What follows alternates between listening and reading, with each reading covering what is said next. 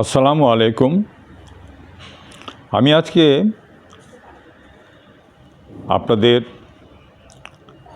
রোগীদের প্রতি একটা বিশেষ উপদেশ বা পরামর্শ দিতে চাই। সেটা হচ্ছে যে আপনাদের যে কোনো রোগে আপনারা যথেচ্ছা অ্যান্টিবায়োটিক ব্যবহার করেন এবং স্থানীয় কোনো ফার্মেসিতে যেয়ে কিনে নেন এবং অ্যান্টিবায়োটিকটা খেয়ে থাকেন।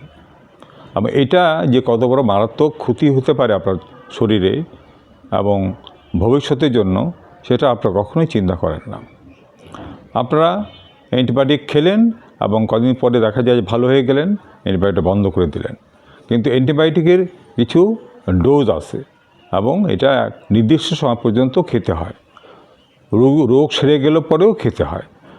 এখন আমার পরামর্শ হচ্ছে যে আপনারা যথেচ্ছাভাবে কোনো ফার্মেসিতে যেয়ে কোনো ফার্মাসিস্টের পরামর্শ ছাড়া, কোনো অভিজ্ঞ ডাক্তারের পরামর্শ ছাড়া কোনো অ্যান্টিবায়োটিক ব্যবহার করবেন না। তাতে অ্যান্টিবায়োটিক রেজিস্ট্যান্ট গ্রো করে, রেজিস্ট্যান্ট গ্রো করে এবং দেখা যায় যে ভবিষ্যতে এই অ্যান্টিবায়োটিক আপনার কোনো কাজে আসে না।